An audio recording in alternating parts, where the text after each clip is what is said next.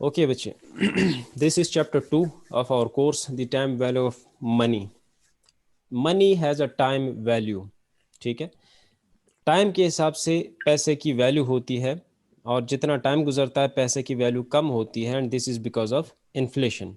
क्योंकि इन्फ्लेशन ऐसा एक कॉमन फिनोमिनन है जो कि हर जगह पे है, हर कंट्री में है, हर जगह पे है, हर दौर में इन्फ्लेशन होती है. तो इन्फ्लेशन की वजह से पैसे की वैल्यू जो है वो कम होती रहती है जितना टाइम गुजरता जाता है. फॉर एग्जांपल, आज से 1 साल पहले अगर आपके पास 1000 का नोट था तो उसमें बहुत कुछ आप कर सकते थे, और जितनी सेटिस्फेक्शन उस वक्त आपको होती थी कि मेरे पास 1000 रुपए हैं. तो आज वही 1000 का नोट है, कोई डिफरेंस नहीं, कोई चेंज नहीं. लेकिन अब 1000 के नोट में वो सब कुछ आप नहीं कर सकते जो साल पहले कर सकते थे, और उसी 1000 के नोट में आप 1 साल बाद वो नहीं कर पाएंगे जो आज कर सकते हैं. ठीक है, तो टाइम के हिसाब से पैसे की वैल्यू वो चेंज होती रहती है. मतलब जितना टाइम गुजरता है आपके पैसे की वैल्यू वो कम होती रहती है. ठीक है, सो इस चैप्टर में हम इस फिनोमिनन को पढ़ेंगे कि पैसे टाइम के जो हिसाब से पैसे की वैल्यू जो है वो अगर कम हो रही है तो हम उस एक्चुअल वैल्यू को कैसे कैलकुलेट करेंगे, फाइंड आउट करेंगे. क्योंकि बीइंग अ फाइनेंस स्टूडेंट और finance practitioner, you are always interested in the present value, not the future value. Suppose future में कोई प्रॉमिस करे आपसे कि मैं 2 साल बाद आपको इतने पैसे दे दूंगा, सपोज 50,000. सो आपके माइंड में वो 50,000 तो होंगे, बट अगर आप फाइनेंस के स्टूडेंट हैं या प्रैक्टिशनर हैं तो फिर आप उन 50,000 को एज 50,000 नहीं देखेंगे. क्योंकि आज जो 50,000 की वैल्यू आपके माइंड में है, 2 साल बाद 50,000 की वो वैल्यू नहीं होगी जो इस वक्त मार्केट में है, और इस वक्त जो उन 50,000 में वैल्यू है. तो आप तो आज के हिसाब से उन 50,000 को देख रहे हैं कि भाई 50,000 तो ठीक है, बहुत सारे पैसे हैं, बाइक मिल सकती है, उससे एक नई बाइक खरीद सकता हूँ, एक लैपटॉप खरीद सकता हूँ. लेकिन 2 साल बाद प्राइसेस बढ़ चुकी होंगी, वही बाइक फिर आप 50 नहीं 55,000 में खरीदेंगे, और वही लैपटॉप शायद 55-56,000 में खरीदेंगे. तो इसलिए 2 साल बाद उन 50,000 की वैल्यू कम हो चुकी होगी आज के हिसाब से. तो अगर आप फाइनेंस के स्टूडेंट या प्रैक्टिशनर हैं तो फिर आप प्रेजेंट वैल्यू में इंटरेस्टेड होंगे, फ्यूचर में नहीं. ठीक है, 2 साल बाद जो पैसे आपको मिलने वाले हैं 50,000, आप उनको एज इट इज नहीं देखेंगे, बल्कि आप उन्हीं 50,000 की वैल्यू जो है उसको डिस्काउंट करके आज की वैल्यू फाइंड आउट करेंगे कि आज उन 50,000 की वैल्यू क्या बन रही है जो 2 साल बाद मुझे मिलेंगे. तो फिर आप अपना जो डिसीजन है वो आज की वैल्यू के हिसाब से लेंगे, ना कि उन 2 साल बाद की फ्यूचर वैल्यू के हिसाब से. अब थोड़ा सा इसको यहाँ पे डिस्कस करते हैं. A dollar of today is worth more then a dollar of tomorrow. ये एक बहुत फेमस एक सेइंग है फाइनेंस के अंदर कि आज का $1 वो कल वाले $1 से ज्यादा वैल्यू रखता है. ठीक है, कल जो आपको $1 मिलेगा या परसों मिलेगा, कल से मतलब जो फ्यूचर में मिलेगा, तो उससे आज के $1 की वैल्यू वो ज्यादा है. ठीक है, this is one of the basic principles of financial decision making. जब भी आप डिसीजन लेते हैं, ठीक है, तो आप इस चीज को ध्यान में रखते हैं कि भाई फ्यूचर में पैसे की वैल्यू जो है वो कम होती है, और प्रेजेंट में आज पैसे की वैल्यू वो ज्यादा होती है. ठीक है, the time value of money means that money you hold in your hand today, आज आपके पास जो पैसा है, is worth more than the same amount of money you expect to receive in the future. उतना ही पैसा जो फ्यूचर में आपको मिलने वाला है उससे उसकी वैल्यू ज्यादा है जो आज आपके पास है. ठीक है, और यही बात मैंने आपको एग्जांपल में बताई कि आज जो आपके पास 1000 का नोट है उसमें वैल्यू ज्यादा है. वैल्यू से मतलब उसमें आप ज्यादा परचेजिंग कर सकते हैं, उसमें आप ज्यादा चीजें खरीद सकते हैं, उसमें बाइंग पावर ज्यादा है. ठीक है, खरीदने की पावर उसमें ज्यादा है. और फ्यूचर में जो आपको 1000 रुपए का नोट मिलने वाला है साल 2 साल 3 साल फ्यूचर में, ठीक है, तो उस 1000 के नोट की वैल्यू वो कम है. अच्छा, अब फर्दर ये कहते हैं कि time value analysis is a crucial part of financial decisions. Obviously मैंने आपको बता दिया कि जब भी आप डिसीजन लेते हैं, so you are not interested in the future value, you are always interested in the present value. आज के हिसाब से आप सारी डिसीजन मेकिंग करेंगे. सपोज मैं आपको एक एग्जांपल देता हूँ. एक बंदा आपके पास आता है एक इन्वेस्टमेंट स्कीम लेके कि भाई हमारे पास एक जबरदस्त इन्वेस्टमेंट अपॉर्चुनिटी है, आप उसमें 1 लाख रुपए इन्वेस्ट करेंगे तो साल बाद आपको उससे 10,000 मिलेंगे, फिर अगले साल 10,000 मिलेंगे, फिर अगले साल 10,000 मिलेंगे, और हर साल आपको 10,000 उस पर रिटर्न मिलता रहेगा। और आज आप 1 लाख इन्वेस्ट करेंगे, ठीक है। सो एज ए लेमैन, एक आम आदमी, उसको तो ये बहुत अट्रैक्टिव लगेगा कि मैं इन्वेस्ट 1 लाख कर रहा हूं और हर साल बाद मुझे 10,000 रुपए उससे रिटर्न मिल रहा है। लेकिन if you are finance expert, finance practitioner, finance student, तो फिर आप सोचेंगे कि भाई इन्वेस्टमेंट तो मैं आज कर रहा हूँ, ठीक है, 1 लाख तो ये लोग मुझसे आज ले रहे हैं, तो ये बताएं कि आज पैसे की वैल्यू ज्यादा है या फ्यूचर में ज्यादा होगी। फ्यूचर में तो पैसे की वैल्यू कम हो चुकी होगी क्योंकि महंगाई बढ़ चुकी होगी। सो ड्यू टू इन्फ्लेशन पैसे की वैल्यू फ्यूचर में कम होगी, आज वैल्यू ज्यादा है। तो जो वो जो आपसे ले रहे हैं 1 लाख इन्वेस्टमेंट, वो आज ले रहे हैं जब पैसे की वैल्यू ज्यादा है, और वो जो आपको रिटर्न दे रहे हैं तो 1 साल बाद 10,000 रिटर्न देंगे, जो कि फिर 1 साल बाद 10,000 की वो वैल्यू नहीं होगी जो आज है, ठीक है। फिर अगला 10,000 कब दे रहे हैं? 2 साल बाद, जो कि फर्दर वैल्यू कम हो चुकी होगी। और फिर तीसरी जो जो जो तीसरा रिटर्न आपको मिलेगा वो 3 साल बाद मिलेगा, फिर चौथा 4 साल बाद मिलेगा। तो जितना टाइम गुजरता जाएगा पैसे की वैल्यू कम होती जाएगी। सो आप उन 10,000 को एज 10,000 नहीं देखेंगे, आप हर एक उस 10,000 की जो रिटर्न है उसको आप प्रेजेंट वैल्यू पे लेके आएंगे। तो तब आप फिर डिसीजन कर पाएंगे कि मुझे अभी इन्वेस्टमेंट करनी चाहिए कि नहीं करनी चाहिए, ठीक है। 1 साल बाद 10,000 मिलेंगे, उस वक्त पैसे की वैल्यू थोड़ी कम हो चुकी होगी। अगला 10,000 जो मिलेगा 2 साल बाद, फिर पैसे की वैल्यू फर्दर कम हो चुकी होगी, फिर तीसरा 10,000 फर्दर कम हो चुकी होगी। आप उन सारे 10,000 को इसी हिसाब से प्रेजेंट में लेके आएंगे कि आज के हिसाब से उनकी वैल्यू क्या बन रही है। तो मैं आपको एक एग्जांपल देता हूं। सपोज आगे हम इस चैप्टर में फार्मूलाज के थ्रू करेंगे, लेकिन अभी मैं ऐसे ही जबानी आपको बताता हूं। फॉर एग्जांपल, ये जो पहले 10,000 आपको मिल रहे हैं, ठीक है, the first return on your 1 lakh investment, उसकी अगर आज आप वैल्यू देखें, ठीक है, आपको तो साल बाद मिलेंगे ना 10,000, आप उसकी आज के हिसाब से वैल्यू देखें तो शायद वो इक्वल होंगे 9,000 के, ठीक है। आज 9,000 में आप जो कुछ कर सकते हैं, साल बाद आप 10,000 में वही सब कुछ करेंगे। तो साल बाद का 10,000 आज के 9,000 के बराबर होगा। फिर 2 साल बाद जो 10,000 मिल रहे हैं, तो 2 साल बाद के 10,000 आज के हिसाब से 8,500 के बराबर होंगे। इसी तरह फिर ये कम होती जाएगी value, present value. So financial decision जब हम लेते हैं तो उसमें टाइम वैल्यू, ये जो कॉन्सेप्ट है ना, ये टाइम वैल्यू एनालिसिस, इसका बहुत बड़ा रोल है। This is very important part of financial decisions. Companies के अंदर जब ये प्रोजेक्ट्स की बात होती है कि हम एक नया प्रोजेक्ट स्टार्ट कर रहे हैं, तो that project is worth millions, ठीक है, करोड़ों का प्रोजेक्ट होता है, कम से कम लाखों का और अक्सर करोड़ों का प्रोजेक्ट होता है। तो आप उसमें ऐसी ब्लाइंडली इन्वेस्टमेंट नहीं करते, बल्कि आप ये सारी एनालिसिस करते हैं कि हम इन्वेस्ट कितना करेंगे, उससे हमें रिटर्न कितना मिलेगा, और जो रिटर्न मिलेगा उसकी आज के हिसाब से क्या वैल्यू होगी, उसकी प्रेजेंट वैल्यू क्या होगी। सो हम हर फाइनेंशियल डिसीजन में इस टाइम वैल्यू कॉन्सेप्ट को माइंड में रखते हैं, इसको प्रॉपरली उसमें यूज करते हैं अपनी डिसीजन मेकिंग प्रोसेस में, और फिर हम डिसीजन लेते हैं कि हमें इन्वेस्टमेंट करनी चाहिए कि नहीं करनी चाहिए। अच्छा, it helps answer questions about how much money an investment will make over time। इस टाइम वैल्यू एनालिसिस से तो हमें यह पता चल जाता है कि हमें एक इन्वेस्टमेंट से कितना रिटर्न मिलेगा। आज हम इतना इन्वेस्ट करेंगे तो साल बाद ये कितना बन जाएगा, 2 साल बाद कितना बन जाएगा, 3 साल बाद ये कितना अमाउंट बन जाएगा। तो एक तो ये हमें मिल जाता है आंसर कि कितने पैसे बन जाएंगे साल बाद, 2 साल बाद, 3 साल बाद। And how much a firm must invest now to earn an expected pay off later. ये भी हमें पता चलता है टाइम वैल्यू एनालिसिस से। आप इस चैप्टर में देखेंगे कि सपोज फ्यूचर में आपको 5 साल बाद चाहिए 10 लाख, तो आप ये डिसाइड कर सकते हैं कि अगर फ्यूचर में मुझे 10 लाख चाहिए तो आज मुझे कितना इन्वेस्ट करना होगा कि फ्यूचर में ये पैसे बन जाएं 10 लाख रुपए, ठीक है। ऐसी कौन सी इन्वेस्टमेंट मैं करूं कि फ्यूचर में मुझे इतने पैसे चाहिए, तो उसके लिए कितनी इन्वेस्टमेंट मैं आज करूं।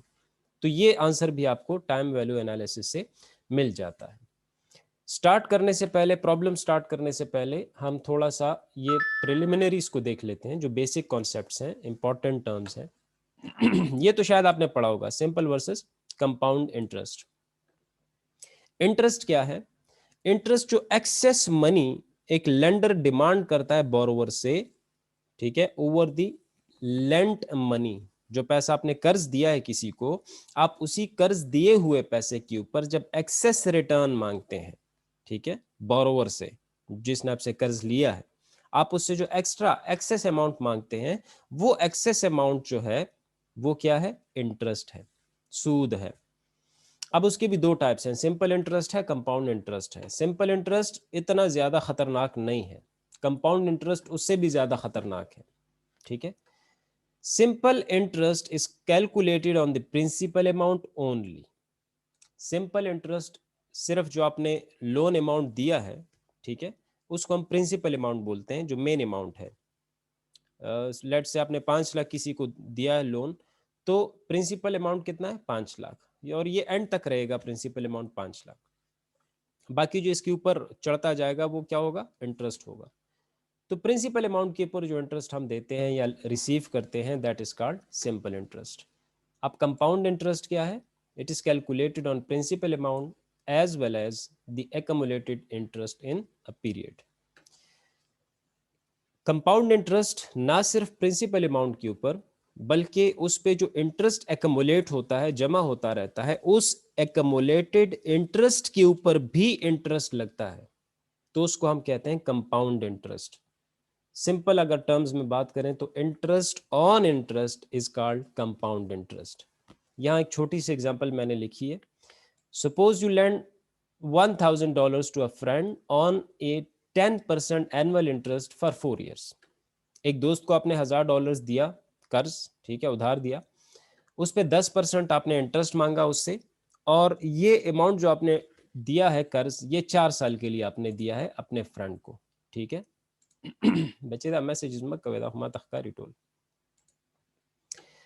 तो अब इन $1000 जो आपने कर्ज दिए हैं 4 साल के लिए, और उस पर 10% इंटरेस्ट है, तो हम पहले ये देखते हैं कि अगर सिंपल इंटरेस्ट हो तो कितना इंटरेस्ट लगेगा उस पर, और अगर कंपाउंड इंटरेस्ट हो तो ये कितना बनेगा ये अमाउंट 4 साल बाद। पहले देखें सिंपल इंटरेस्ट में, ये है आपके 4 साल, year 1, year 2, year 3 and year 4। 4 साल के लिए कर्ज दिया आपने, तो 4 साल की कैलकुलेशन होगी। ईयर 1 में प्रिंसिपल अमाउंट ये है जो आपने कर्ज दिया है, $1000, ठीक है, this is the principal amount. 10% interest है तो मल्टीप्लाई करेंगे हम 0.10 से। अच्छा, 10% मतलब होता है 10 डिवाइडेड बाय 100। अगर आप परसेंटेज से निकालना चाहें तो वुड डिवाइड 10/100। 10 को आप 100 पे डिवाइड कर दें, ये बनेगा 0.10। तो परसेंटेज से हमने निकाल लिया, 0.10 के साथ आप 1000 को मल्टीप्लाई करें तो इट वुड बिकम $100। तो पहले साल का इंटरेस्ट है $100 अकॉर्डिंग टू सिंपल इंटरेस्ट, ठीक है। ईयर 2 में वही जो लोन अमाउंट है, प्रिंसिपल अमाउंट $1000, उसके साथ अगेन 10% को मल्टीप्लाई करेंगे, और ये दूसरे साल का इंटरेस्ट भी होगा 100। अब देख रहे हैं कि हर साल हम सिर्फ उसी प्रिंसिपल अमाउंट, जो लोन अमाउंट है $1000 जो आपने दिए हैं, उसी के ऊपर हम 10% कैलकुलेट करते जा रहे हैं, ठीक है, और ये $100 बन रहे हैं। तो एंड तक ये 100 100 100 और 100, ये टोटल 400 बन जाएंगे, और 4 साल बाद आपको मिलेंगे कितने? $1400, मतलब $1400। इसमें $400 इंटरेस्ट आएगा हर साल, 100 100 100 100, तो टोटल 400। अब अगर ये कंपाउंड इंटरेस्ट हो तो फिर क्या होगा? फिर तो पहले साल में लोन अमाउंट जो प्रिंसिपल है वही $1000, उस पे 10% कैलकुलेट हो जाएगा, तो ये बनेगा $100 इंटरेस्ट पहले साल का, ठीक है। अब दूसरे साल में लोन अमाउंट कितना है प्रिंसिपल? 1000। लेकिन यहाँ पे लोन अमाउंट जो है प्रिंसिपल अमाउंट, उसके ऊपर सिर्फ इंटरेस्ट नहीं लगता, बल्कि जो इंटरेस्ट जमा हो रहा है साथ में, उस पे भी इंटरेस्ट लगता है। कैसे? अब देखें, 1000 वो तो लोन अमाउंट है, प्रिंसिपल अमाउंट, ठीक है।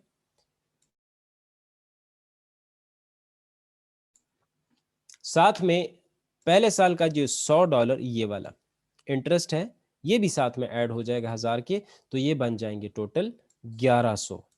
तो अब दूसरे साल इंटरेस्ट कितने पे लगेगा? 1000 पे नहीं, वो तो सिंपल इंटरेस्ट में होता है कि हर साल सिर्फ लोन अमाउंट जो प्रिंसिपल अमाउंट है उसके ऊपर इंटरेस्ट लगता है।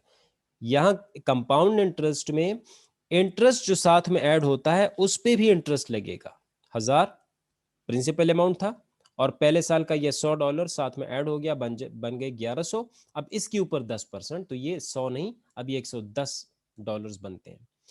तो अब 1100 पहले था, ठीक है, 1000 जो प्रिंसिपल अमाउंट, पहले साल का 100 ऐड हो गया, 1100 हो गए। अब ये दूसरे साल के 110 भी ऐड हो जाएगा, तो ये 1210 हो जाएंगे तीसरे साल के लिए।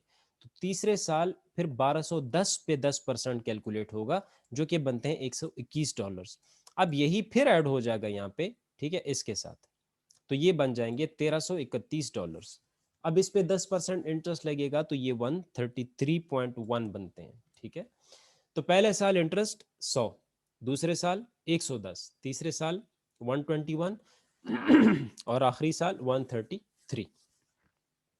ये चारों अगर आप ऐड करें तो ये बनते हैं आई थिंक 463 समथिंग बनेंगे, ठीक है, $463। तो ये इंटरेस्ट लगा पूरे 4 साल। और लोन अमाउंट कितना था? 1000, तो 1000 जमा 463 463 ये बन जाएंगे $1463। और ये आपको 4 साल बाद वापस मिल जाएंगे। तो आपने देखा कि सिंपल इंटरेस्ट में सिर्फ 400 इंटरेस्ट लगा 4 साल, और कंपाउंड में $463 का इंटरेस्ट वो एकमुलेट हो गया 4 साल। तो ये है सिंपल एंड कंपाउंड इंटरेस्ट। अब याद रखें कि इस चैप्टर में हम जितने फार्मूलाज पढ़ेंगे, डिस्कस करेंगे, वो सारे बेस्ड होंगे कंपाउंड इंटरेस्ट पे, ठीक है। वो सिंपल के नहीं होंगे, कंपाउंड इंटरेस्ट के होंगे। एंड प्रैक्टिकली भी यही कंपाउंड इंटरेस्ट ज्यादा यूज होता है। अच्छा, दो चीजें और समझ लें, compounding and discounting. The process of determining the future value of present amount is called compounding. जब आप किसी प्रेजेंट अमाउंट आपके पास है, या आप इन्वेस्ट करना चाहते हैं, या आप किसी को कर्ज देना चाहते हैं, और फिर आप ये देखना चाहते हैं कि इस अमाउंट की जो मैं इन्वेस्ट कर रहा हूँ 5 साल बाद कितनी वैल्यू बन जाएगी, 10 साल बाद कितनी वैल्यू बन जाएगी, ये कितने बन जाएंगे, ठीक है। तो हम फ्यूचर वैल्यू की बात कर रहे हैं। तो इस प्रेजेंट अमाउंट जो आज हमारे पास है, इसकी फ्यूचर वैल्यू अगर हम फाइंड आउट कर रहे हैं, डिटरमाइन कर रहे हैं, कैलकुलेट कर रहे हैं, तो इसको हम कहते हैं कंपाउंडिंग, ठीक है। We are doing actually compounding. और जब हम किसी फ्यूचर अमाउंट की प्रेजेंट वैल्यू कैलकुलेट करते हैं, ठीक है, इसका बिल्कुल अपोजिट, फ्यूचर में कोई अमाउंट हमें रिसीव होने वाली है और हम उसकी प्रेजेंट वैल्यू देखना चाहते हैं कि आज उसकी क्या वैल्यू बन रही है, ठीक है। सो उसको हम कहते हैं डिस्काउंटिंग। सो ये दो प्रोसेसेस हैं, एक कंपाउंडिंग, एक डिस्काउंटिंग। सो इस पूरे चैप्टर में हम कंपाउंडिंग कर रहे होंगे, कभी फ्यूचर वैल्यू फाइंड आउट कर रहे होंगे, और कभी डिस्काउंटिंग कर रहे होंगे, प्रेजेंट वैल्यू फाइंड आउट कर रहे होंगे। आप इस पे थोड़ा सा सोचिए, इसमें कोई क्वेश्चन है तो पूछ लें।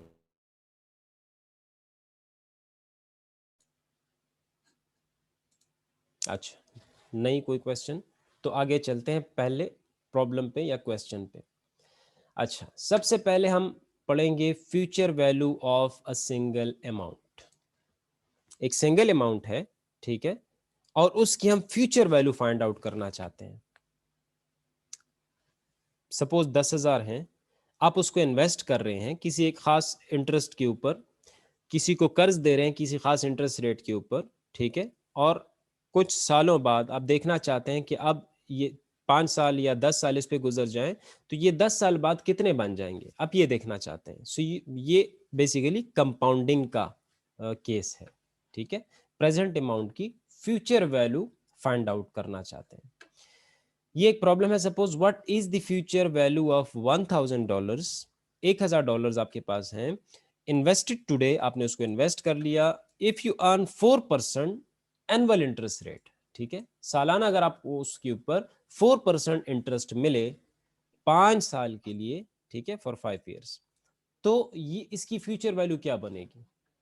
तो बहुत ही सिंपल है, हम इसके लिए ये फार्मूला यूज करते हैं, F V is equal to P V multiplied by 1 plus K whole power N. F V मतलब फ्यूचर वैल्यू, पी वी मतलब प्रेजेंट वैल्यू, एंड के जो आपको नजर आ रहा है, this K is actually the interest rate. ठीक है, कुछ बुक्स में यहाँ पे आई लिखा होता है, कुछ बुक्स में आर भी लिखा होता है, तो बट ये डिनोट करना इज नॉट अ प्रॉब्लम, ये सारे जो हैं ये सेम चीज है, इंटरेस्ट को रेफर करते हैं। सो के मींस इंटरेस्ट रेट, और ये जो एन है पावर में, this n is actually number of periods. ठीक है, कितने पीरियड्स के लिए इस पे इंटरेस्ट कैलकुलेट होता है या एकमुलेट हो रहा है। तो यहाँ पे सिंपली 5 साल के लिए इंटरेस्ट लग रहा है इसके ऊपर, सो ये एन 5 होगा। F E future value, P we present value. तो एफ वी तो हमने फाइंड आउट करना है, सो वो तो हमारे पास वैल्यू है नहीं, हम कैलकुलेट कर रहे हैं। हाँ, प्रेजेंट वैल्यू हमें गिवन है 1000। कैसे हमें पता चला कि प्रेजेंट वैल्यू है? Because you are investing $1000 today. आज आप ये 1000 इन्वेस्ट कर रहे हैं, so whenever we talk about today, it means that this is the present value या प्रेजेंट अमाउंट। ठीक है, इस वक्त प्रेजेंटली हमारे पास है 1000, और हमारे पास जो नहीं है, जो हमें नहीं पता और जो हम फाइंड आउट कर रहे हैं, that is actually the future value after 5 years। 1 अपनी जगह आएगा और के की जगह हम पुट करेंगे 4%, क्योंकि we are being given the interest rate and that is 4%। तो याद रखें कि जब भी हम फॉर्मूला में पुट करते हैं, सो हम परसेंटेज टर्म्स में नहीं लिखेंगे कि आप 4% लिखें या डायरेक्टली 4 लिख लें, नहीं। 4% का मतलब है 4 डिवाइडेड बाय 100। तो 4 को आप 100 पे डिवाइड कर लें, 4 डिवाइडेड बाय 100, तो ये कितना बनेगा? 0.04। तो इसलिए मैंने लिखा है 0.04, एंड पावर n, तो n कितना है वो भी गिवन है clearly, 5 years। So 1000 multiplied by 1.04, 1 और 0.04 ऐड हो जाएं तो 1.04 होंगे, एंड पावर 5। फिर आप 1.04 पावर 5 अगर आप ले लेते हैं तो फिर 1.216 बन जाएगा, और एंड में आप 1000 के साथ फिर इसको मल्टीप्लाई कर लें, so we would get the future value and that is 1216.65। $1216.65 is the future value of $1000 जो आज हमने इन्वेस्ट किए, और उस पर 4% का इंटरेस्ट है एनुअली। तो 5 साल बाद कितने बन जाएंगे ये पैसे, $1000 जो है ये बन जाएंगे $1216.65। ठीक है, बहुत ही सिंपल, बहुत ही इजी, स्ट्रेट फॉरवर्ड क्वेश्चन था, और इसके बाद वाला जो है वो भी इसी तरह है, but that is based on the present value. यहाँ पे हम क्या करेंगे, वी वुड डिटरमाइन और फाइंड आउट और calculate the present value of a single amount. Future value given होगी, ठीक है, फ्यूचर में कोई अमाउंट हमें रिसीव होने वाला होगा 2 साल बाद, 5 साल बाद, 10 साल बाद, और हम उसी फ्यूचर अमाउंट की प्रेजेंट वैल्यू कैलकुलेट करेंगे कि आज के हिसाब से उस अमाउंट जो फ्यूचर में रिसीव हो रहा है, आज के हिसाब से उसकी क्या वैल्यू बन रही है। So this is the problem, what is the present value of $20,000। ठीक है, $20,000 है, उसकी प्रेजेंट वैल्यू क्या होगी to be receive 10 years from now. अगर ये 20,000 हमें 10 साल बाद मिलने हो, तो ये 10 साल बाद मिलेंगे 20,000। ठीक है, सो क्लियरली ये वैल्यू कौन सी हुई, future value, using a 7% annual discount rate. अच्छा याद रखें, जब हम प्रेजेंट वैल्यू फाइंड आउट करते हैं तो फिर हम इंटरेस्ट नहीं बोलते हैं, क्योंकि इंटरेस्ट तो एक्सेस अमाउंट होता है ना, वो तो ऐड होता जाता है, उससे तो फ्यूचर वैल्यू बढ़ेगी। यहाँ पे तो कोई वैल्यू हम बढ़ा नहीं रहे, उल्टा हम उसी फ्यूचर वैल्यू की प्रेजेंट वैल्यू कैलकुलेट कर रहे हैं। तो यहाँ पे फिर हम उसको इंटरेस्ट रेट नहीं बोलते, यहाँ पे हम उसको डिस्काउंट रेट बोलते हैं। ठीक है, सो के यहाँ पे डिस्काउंट रेट होगा, और वो हमें गिवन है 7%। अच्छा, सो फार्मूला जो प्रेजेंट वैल्यू के लिए हम यूज करते हैं, वो वही फार्मूला है जो ये है, इसको सिर्फ हमने रीअरेंज किया है। मैथमेटिकली आप सबको पता है कि हम इक्वेशन में जब एक चीज़ फाइंड आउट करते हैं तो क्या करते हैं, उसको एक साइड पे छोड़ देते हैं और बाकी चीज़ों को दूसरी साइड पे ले जाते हैं। तो प्रेजेंट वैल्यू को यहीं पे छोड़ दें, और ये जो है 1 + k पावर n, इसको आप इस साइड पे ले जाएं, तो ये डिवीजन में आ जाएगा। तो वही चीज़ है, ठीक है, present value is equal to future value divided by 1 + k power n। अच्छा, प्रेजेंट वैल्यू तो हमने फाइंड आउट करनी है, उसको छोड़ दें। फ्यूचर वैल्यू गिवन है $20,000, एंड 1 + के इज द डिस्काउंट रेट, वो भी गिवन है 7%। अगेन आप देख रहे हैं मैंने लिखा है 0.07, और ये इसलिए लिखा है कि 7% का मतलब 7 डिवाइडेड बाय 100, तो आप 7 को 100 पे डिवाइड करें तो ये बनता है 0.07 एंड पावर 10। 10 क्यों? क्योंकि n number of periods are 10। ये हमें बताया गया है कि ये फ्यूचर वैल्यू कब की है, आज से 10 साल बाद की। सो 10 साल 10 years 10 is the number of periods n। 20,000 को आप डिवाइड कर दें आप 1.967 पे, तो ये प्रेजेंट वैल्यू बन रही है 10,167.77। अच्छा, 10 साल बाद जो $20,000 हमें मिल रहे हैं, उसकी आज के हिसाब से वैल्यू कितनी बन रही है आप खुद देख लें। आज के हिसाब से उसकी वैल्यू बन रही है 10,167। तो अगर एक ले मैन होता, कॉमन मैन होता, जो स्टार्ट में मैंने डिस्कशन में बताया, तो वो ये सोचता कि 10 साल बाद मुझे 20,000 मिल रहे हैं, वो 20,000 को 20,000 ही समझता। बट अगर आप फाइनेंस के स्टूडेंट या प्रैक्टिशनर हैं तो आप 20,000 को 20,000 की नजर से नहीं देखेंगे। You will calculate the present value of those $20,000 जो फ्यूचर में आपको रिसीव हो रहे हैं। फिर आप प्रेजेंट वैल्यू को देख के डिसीजन लेंगे कि ये इन्वेस्टमेंट आपकी अच्छी है कि नहीं अच्छी। ठीक है।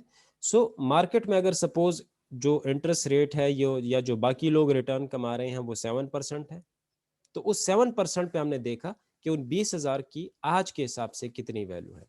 सो आज अगर आपके पास $10,167.77 हैं, तो 20 साल बाद इसकी जितनी वैल्यू है इन 10,167 की, 20 साल बाद 20,000 की उतनी वैल्यू होगी। बात समझ रहे हैं? 10 साल बाद। सो 10 साल बाद के 20,000 और आज के 10,167, ये दोनों बराबर हैं, इन दोनों की वैल्यू वो बराबर है।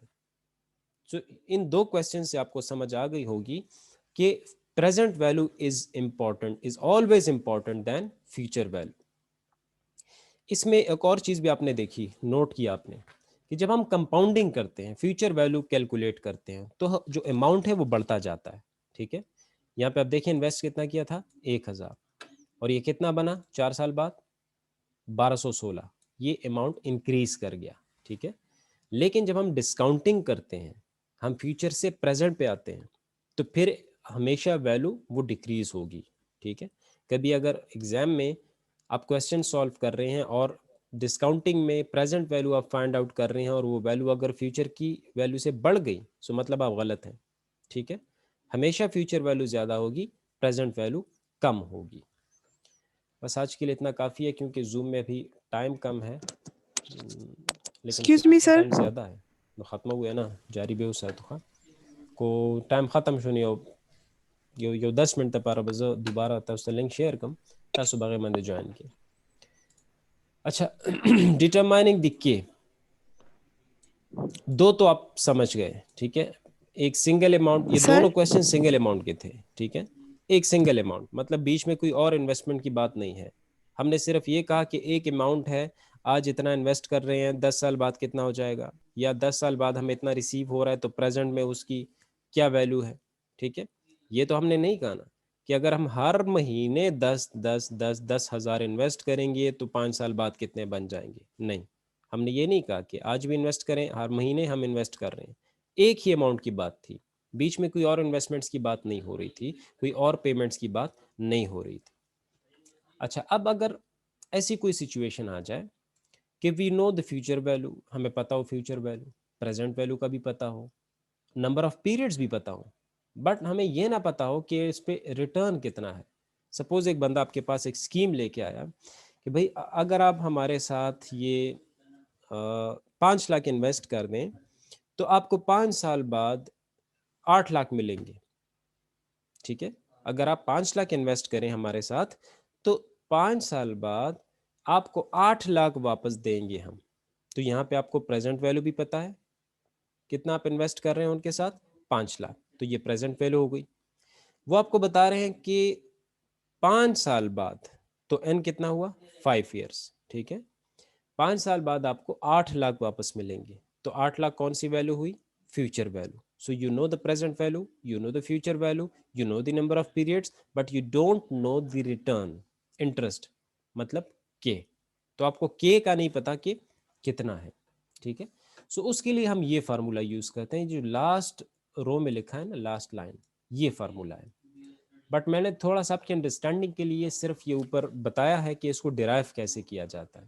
सो वही फार्मूला जो हमने यूज़ किया पहले प्रॉब्लम में, फ्यूचर वैल्यू का is equal to present value multiplied by 1 plus k power n. इसी में हम के फाइंड आउट करना चाहते हैं, तो के को आप इक्वेशन की एक साइड पे छोड़ेंगे और बाकी सारी चीज़ों को आप इक्वेशन की दूसरी साइड पे लेके जाएंगे. So for that purpose we would start from present value. तो पहले हम प्रेजेंट वैल्यू को दूसरी साइड पे लेके जाएंगे. तो यहाँ ये मल्टीप्लिकेशन में है, सो दोनों साइड्स को आप पीवी पे डिवाइड कर दें, तो इस साइड से पीवी क्रॉस हो जाएगा और इस साइड पे डिवीजन में आ जाएगा future value divided by present value, ठीक है. फिर हमें 1 को उधर लेके जाना है, बट हम लेके जा नहीं सकते क्योंकि इसके ऊपर एक पावर लगा हुआ है n, और n ने इन दोनों को लॉक किया हुआ है. अब हम इस n का लॉक तोड़ेंगे, और आपको पता है कि जब हम पावर को ख़त्म करते हैं तो वी टेक अ रूट, ठीक है, एक रूट लेते हैं, मतलब डिवीजन में जो होता है उसका जो रिवर्स होता है वो इनवर्स, ठीक है, उसी चीज़ का इनवर्स हम लेते हैं. तो अब हम यहाँ पे nth रूट लेंगे. nth रूट इसलिए कि n को खत्म करना है, तो n ही का रूट लेंगे, मतलब इसका इनवर्स लेंगे, 1/n पावर लेंगे इसका. ये पावर n है ना, तो हम पावर 1/n लेंगे, इसका इनवर्स, इसका रूट, हम उसको रूट बोलते हैं. सो दोनों साइड्स को आप इसी तरह 1/n पावर लेंगे, तो future value divided by present value whole power 1/n हो जाएगा, और इस साइड पे n पावर से खत्म हो जाएगा. फिर हम इस 1 को भी उस साइड पे लेके जाएंगे, तो यहाँ